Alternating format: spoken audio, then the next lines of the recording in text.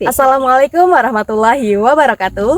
Halo semuanya, perkenalkan nama saya Lintang Nurmayanti. Saya merupakan mahasiswi program studi Agroekoteknologi Fakultas Pertanian Universitas Lambung Mangkurat. Hari ini saya sedang berada di daerah Cempaka untuk melakukan observasi langsung terhadap tanah Altisol.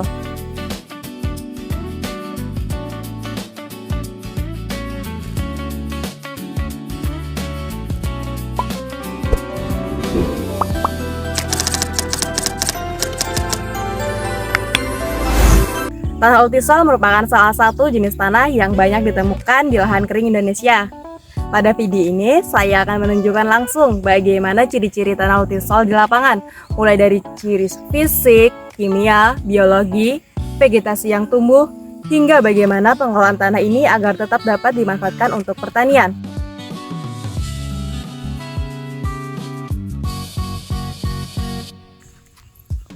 Lokasi yang saya kunjungi merupakan lahan kering dengan permukaan tanah terbuka yang ditumbuhi semak serta beberapa tanaman. Dari pengamatan awal, tanah di lokasi ini terlihat berwarna merah kekuningan. Warna tersebut merupakan salah satu ciri khas tanah Altisol. Tanah Altisol umumnya terbentuk dari proses pelapukan yang berlangsung lama, sehingga banyak unsur hara yang telah hilang akibat tercuci oleh air hujan.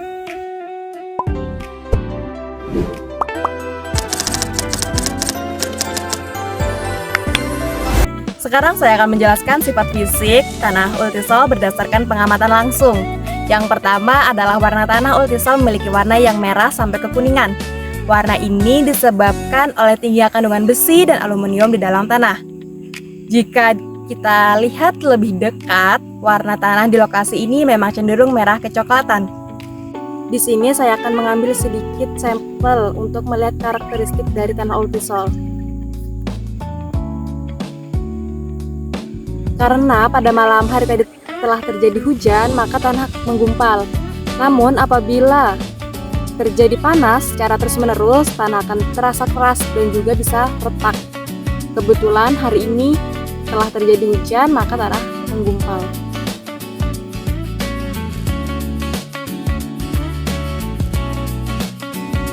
Yang kedua adalah tekstur tanah. Saat saya pegang dan remas, tanah ini terasa agak liat dan menggumpal. Ketika tanah dalam keadaan kering, tanah menjadi keras dan sulit dihancurkan. Namun ketika basah, tanah terasa lengket. Struktur tanah Altisol juga relatif padat. Hal ini menyebabkan akar tanaman lebih sulit menembus tanah. Selain itu, kemampuan tanah Altisol dalam penyimpanan air tidak terlalu baik. Pada musim kemarau, tanah akan cepat kering. Sedangkan saat hujan, air mudah mengalir di permukaan.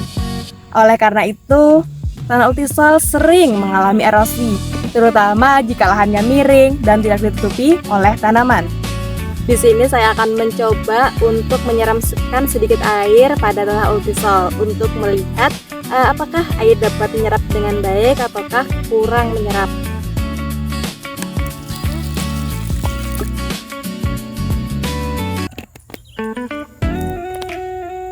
Dapat dilihat air tidak langsung menyerap. Di sini saya mencoba menyiram permukaan tanah dengan sedikit air. Terlihat bahwa air tidak langsung meresap seluruhnya, tapi sebagian mengalir di permukaan. Kondisi ini menunjukkan bahwa tanah Altisol mudah mengalami erosi. Jika hujan turun terus-menerus, lapisan atas tanah yang paling subur dapat ikut terbawa air. Kondisi ini menunjukkan bahwa tanah Altisol mudah mengalami erosi. Jika hujan turun terus-menerus, lapisan atas tanah yang paling subur dapat ikut terbawa air.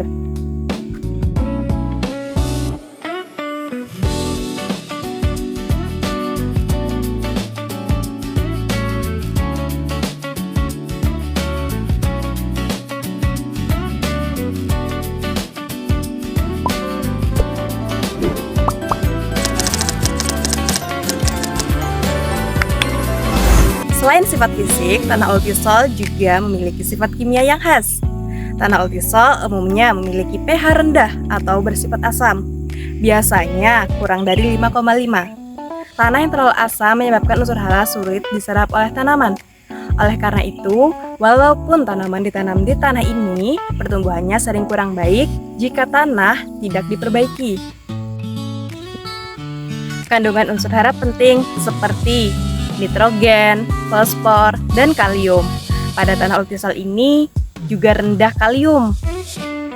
Hal ini terjadi karena unsur-unsur tersebut telah banyak tercuri oleh air selama proses pembentukan tanah. Selain itu, tanah ultisol biasanya mengandung aluminium yang cukup tinggi. Aluminium dapat mengganggu pertumbuhan akar tanaman. Karena itu, tanah ultisol perlu diberi pupuk organik seperti pupuk kandang, pupuk kompos, dan kapur agar kondisi tanah menjadi lebih baik.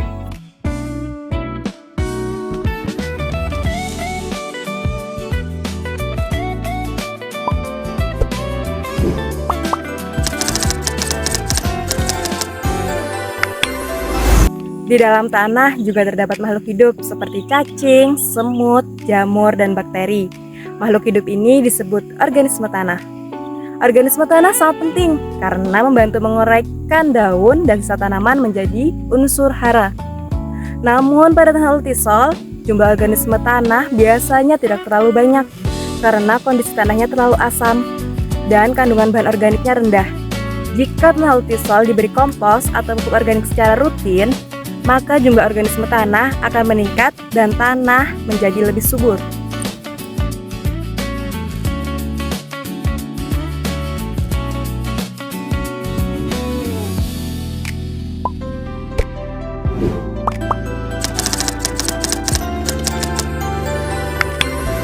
Vegetasi yang tumbuh di lahan ultisol biasanya berupa rumput, semak, dan tanaman yang tahan terhadap kondisi tanah asam.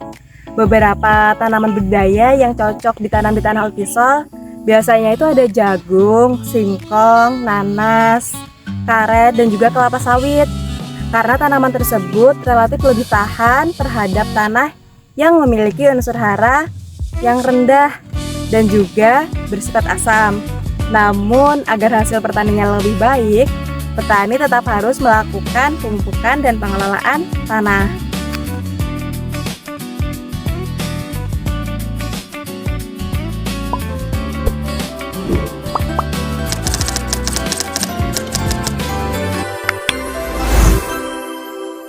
Agar tanah ultisol dapat dimanfaatkan dengan baik, perlu dilakukan beberapa cara pengelolaan.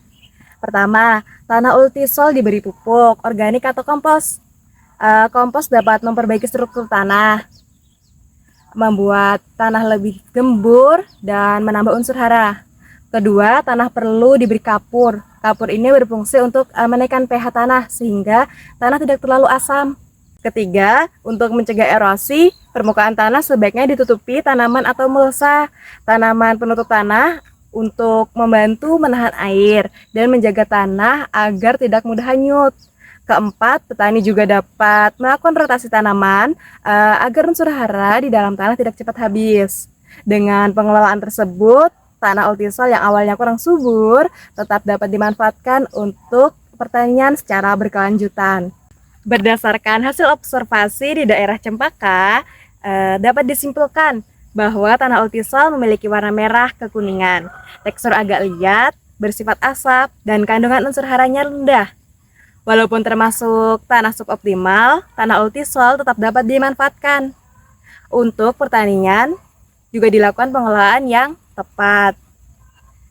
Sekian video dari saya. Terima kasih. Assalamualaikum warahmatullahi wabarakatuh.